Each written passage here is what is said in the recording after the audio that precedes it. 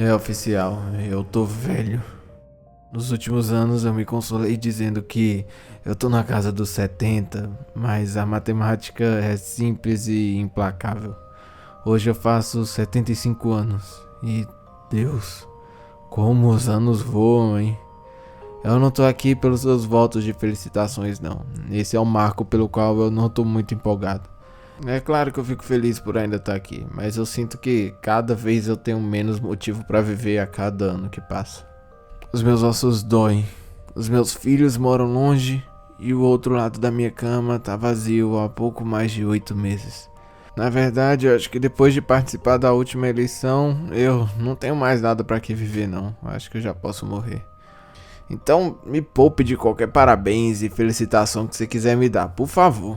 Eu tô aqui porque eu tenho uma história pra contar, e é uma história que eu nunca contei antes. Eu costumava pensar que eu mantinha ela guardada porque era boba, ou talvez porque ninguém ia acreditar nela.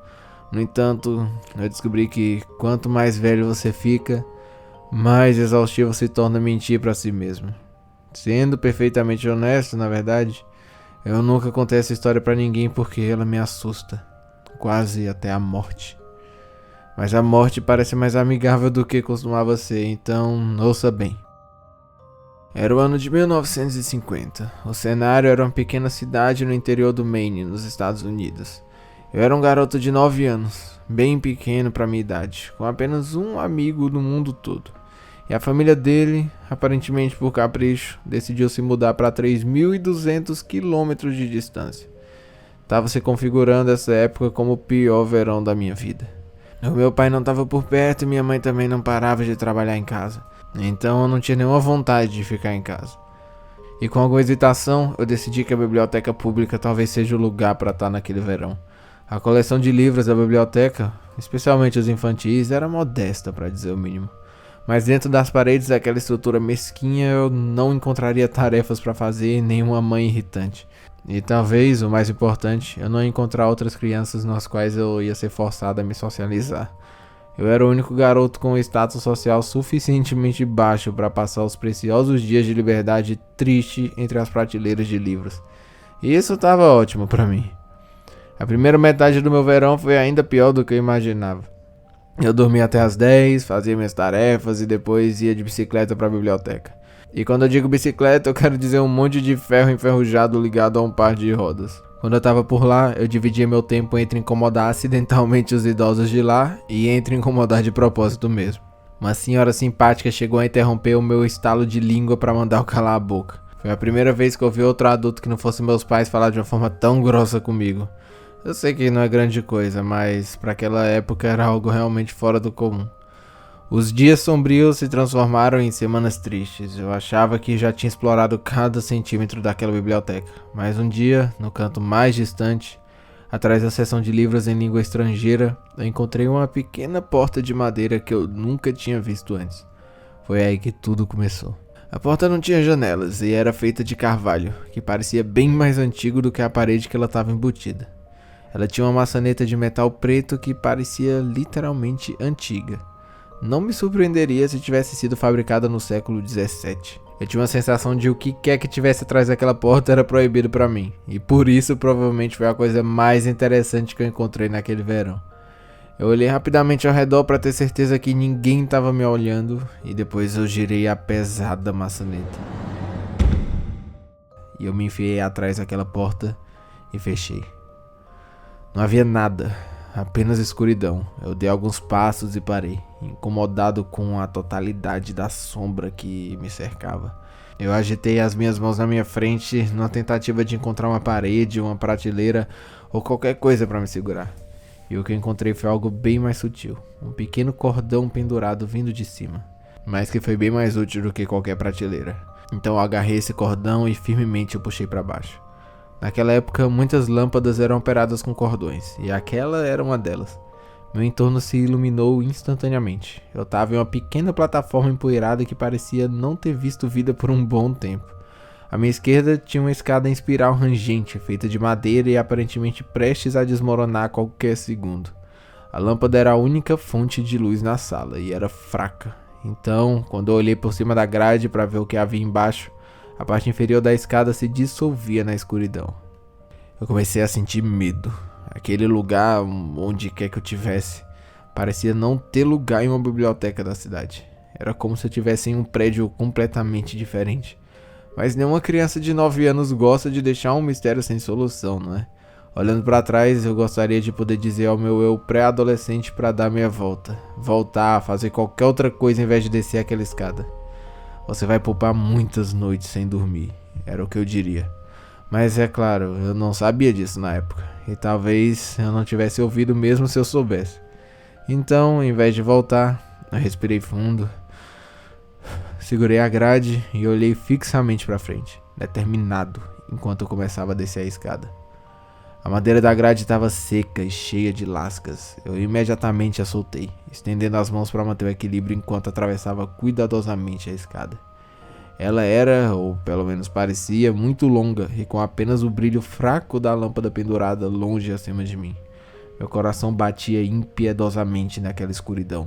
Mesmo as crianças podem sentir quando algo não tá certo, eu acho, mas só que nem sempre elas se importam. Quando meus pés tocaram o chão de cimento lá embaixo, a luz da lâmpada acima estava quase se apagando. Mas havia uma nova fonte de luz e, Deus, eu nunca vou esquecê-la.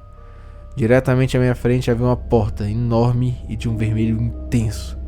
A luz vinha de trás da porta, irradiando em linhas finas de todos os 4 lados da porta. Um retângulo sinistro e levemente brilhante. Pela segunda vez eu respirei fundo e entrei por uma porta que eu não devia ter entrado. Em contraste com a sala úmida de onde tinha vindo, a sala atrás da porta era ofuscante. Quando meus olhos se ajustaram, o que vi quase me tirou o fôlego. Era uma biblioteca. A biblioteca mais perfeita que se possa imaginar. Eu fiquei de queixo caído de admiração enquanto dava passos mais para dentro da sala. Ela era linda, era menor do que a biblioteca de cima, muito menor, mas parecia quase feita sob medida para mim. As prateleiras estavam cheias de títulos de cores vivas e 2 poltronas no meio da sala eram incrivelmente confortáveis e o cheiro... Meu Deus, o cheiro era simplesmente incrível. Uma mistura de cítrico e de pinho. Eu não consigo descrever adequadamente com palavras, então basta dizer que eu nunca senti nada melhor. Não em meus 75 anos. Mas o que era aquela sala? Por que eu nunca tinha ouvido falar dela antes? Por que mais ninguém estava ali? Essas eram as perguntas que eu deveria ter feito, mas eu estava tão fascinado. Enquanto eu olhava em volta para todos aqueles livros e me banhava no cheiro do paraíso, eu só conseguia pensar em uma coisa: eu nunca mais vou ficar entediado. Na verdade, o tédio só se escondeu de mim por 3 anos. No meu aniversário de 12 anos, há 63 anos atrás, tudo mudou. Antes desse dia, eu visitava meu santuário no porão sempre que eu podia, geralmente várias vezes por semana. Eu nunca vi outra alma lá embaixo, mas, estranhamente, também nunca despertei suspeitas. Eu nunca tirei um livro daquela sala, mas eu sempre pegava os mesmos livros exatamente onde tinha deixado parados na minha visita anterior. Eu sempre me sentava, sempre na mesma poltrona roxa escura, deixando a sua poltrona gêmea vazia em frente a mim. Aquela poltrona era minha e a outra era... Bem, eu acho que eu não poderia ter articulado isso melhor naquela época do que eu posso agora. Mas ela não era minha, com certeza.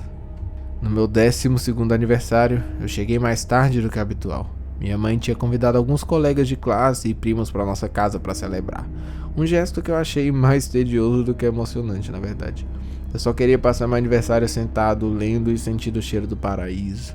Eventualmente, nossos convidados foram embora e cheguei à biblioteca cerca de 15 minutos antes do horário de fechamento.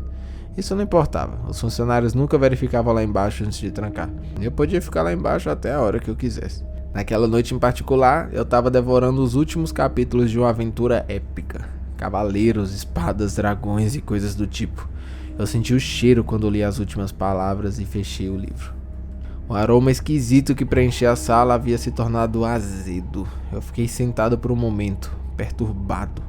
Objetivamente eu podia reconhecer que o cheiro era o mesmo de antes, aquela mistura de cítrico e pinho. Eu apenas o percebia de uma forma diferente agora. Eu não gostava mais daquele cheiro. Era como uma ilusão de ótica, mas pro nariz, sabe? Aquela ilusão que parece ser uma jovem olhando para trás, mas de repente você percebe que é uma senhora idosa olhando para você. Você não pode deixar de ver isso, e eu não podia deixar de sentir aquele cheiro. O encanto havia se quebrado. O cheiro também parecia, pela primeira vez, estar vindo de algum lugar específico. Com uma boa dose de apreensão, eu comecei a vagar pelaquela sala, farejando o ar como um cão enlouquecido até chegar a uma prateleira perto do fundo. A prateleira parecia perfeitamente normal, com exceção de um título. Uma capa grande de couro de cor vermelha desbotado, e com uma pegada preta marcante no topo da lombada. E ali estava a origem do cheiro. Eu abri a capa da frente e vi uma frase escrita em tinta vermelha sangue na primeira página. Deixe suas tristezas para trás, amigo, e as deixe onde estão. Eu fiquei olhando para essa frase hipnotizado, enquanto voltava para minha poltrona. Eu virei a página e estava em branco. O cheiro ficou mais forte. Outra página, e em branco também. O cheiro ficou ainda mais forte. Eu parei por um momento, prendi o vômito e continuei andando. Então, quando me aproximei das poltronas, eu virei a última página e lá, com a mesma letra sinistra, estava a última coisa que eu esperava ver. O meu próprio nome. Eu deixei o livro cair na hora. Comecei a correr em direção à porta, mas ao desviar e olhar para frente, o meu coração subiu pela garganta e eu parei no meio do caminho. A poltrona vazia não estava mais vazia. Um homem idoso de terno estava sentado à minha frente, com a perna cruzada sobre a outra, me observando com olhos cinzentos, penetrantes e um leve sorriso. Era muita coisa, muita informação para mim naquela hora. Eu caí de joelhos e eu vomitei no carpete. Limpei a boca, olhando para o meu vômito, quando ouvi o homem soltar uma risadinha. Eu olhei para ele incrédulo. Quem é você? Eu perguntei, com um pânico na voz. O homem se levantou, me segurou gentilmente pelos ombros e me ajudou a levantar. Ele se sentou novamente em sua poltrona. Eu acho que começamos com o pé esquerdo, disse ele, olhando para a poça de vômito no carpete. O cheiro leva um tempinho para você se acostumar, ele falou. Mas quem é você? Eu repeti a pergunta. Hoje à noite você conhecerá dificuldades como nunca conheceu antes, ele disse. Eu venho como um amigo, oferecendo refúgio contra elas e contra todas as outras tempestades que se avizinham. Eu não queria nada além de sair naquele momento, mas eu continuei sentado e perguntei a ele sobre o que ele estava falando. Sua mãe está morta, meu garoto, por obra própria, na cozinha. A cena é horrível, eu devo admitir. Ele disse em tom de tristeza, mas havia um brilho brincalhão em seus olhos. Certamente você deve evitar esse caminho. Eu posso lhe mostrar um caminho mais seguro. Meu sangue gelou diante dos horrores do que aquele homem falava, mas eu não acreditava nele. O que você quer comigo? Eu perguntei, tentando parecer mais corajoso do que eu realmente me sentia. E ele riu. Uma risada velha e rouca que parecia abalar os meus ossos. Nada além da sua amizade, meu jovem, ele disse. Em seguida, percebendo que sua resposta era inadequada, ele se explicou. Eu quero que você venha em uma jornada comigo. Meu trabalho é nobre e você será um bom aprendiz. E talvez, quando eu terminar... Ele suspirou, cansado, passando os dedos ossudos pelo cabelo branco e fino. Talvez então meu trabalho possa ser seu. Eu me levantei, caminhei em direção à porta, mas sem desviar o olhar dele. Você tá louco, eu disse a ele. Minha mãe não tá morta, ela não tá. Então veja por si mesmo, se você quiser, ele disse, fazendo um gesto em direção à porta. Eu lancei para ele um olhar de desprezo e corri para a saída. Ao fechar minha porta atrás de mim, eu subi as escadas decrépitas. Eu saí da biblioteca, peguei minha bicicleta e fui rápido para casa. A porta de frente estava aberta e eu me desmontei, deixando minha bicicleta caída no chão e me aproximei da casa cautelosamente. O velho estava mentindo, ele devia estar. Ainda assim, as lágrimas começaram a arder em meus olhos. Com meu coração disparado, eu entrei e chamei pela minha mãe. e eu não ouvi resposta. Então eu virei na direção da cozinha. Até hoje eu não sei por que ela fez isso. Eu vivi nessa cidade pequena a minha vida toda, embora eu tenha evitado principalmente a biblioteca pública. Uma vez, quando eu tinha quase 30 anos, eu reuni coragem para entrar lá de novo. A vida estava boa naquela época, e meu medo havia começado a se transformar em uma curiosidade vaga. Onde antes ficava a porta para o meu santuário no porão, havia apenas uma parede em branco. E eu perguntei à bibliotecária o que tinha acontecido com aquele porão. Embora em meu coração eu já soubesse a resposta. Não havia porão, ela disse. Nunca houve um porão. Na verdade, se ela tinha suas informações corretas, as leis de zoneamento da cidade na verdade proibiam um porão naquela área. Eu tenho sido assombrado pelo cheiro doce e venenoso, aquela mistura de cítrico e pinho, desde aquele distante aniversário. Quando eu vi minha mãe na cozinha naquele dia, desabada em uma poça do seu próprio sangue, eu senti o cheiro. Quando um homem que alegava ser meu pai bateu na porta do meu apartamento na faculdade, me pediu dinheiro e me espancou quase até a morte quando recusei, eu senti o cheiro. Quando minha esposa sofreu um aborto espontâneo do nosso segundo filho, eu senti o cheiro. E, novamente, quando ela sofreu um aborto espontâneo do nosso quarto filho. Ou quando nosso filho mais velho entrou bêbado no volante do carro da família e matou sua namorada, eu senti o cheiro. Eu comecei a sentir o cheiro periodicamente à medida que minha esposa ficava doente. Ela morreu no final do ano passado. E agora eu tô sozinho pela primeira vez em mais de meio século. Agora eu sinto o cheiro todos os dias. E parece um convite. Alguns meses atrás, voltei à biblioteca e lá estava a pequena porta de carvalho com a maçaneta antiga, exatamente onde costumava estar. Desde então, minha caminhada noturna me leva àquela biblioteca todos os dias, mas eu não entrei lá. E talvez hoje à noite eu entre. Eu tenho medo de morrer, sim, mas ultimamente eu tenho ainda mais medo de continuar vivendo. O velho estava certo. O meu caminho não tem sido fácil e eu duvido que vai ficar mais fácil. Deixe suas tristezas para trás, amigo, e deixe onde elas estão. Ele prometeu alívio, um refúgio, ele disse. Será que ele também estava certo sobre isso?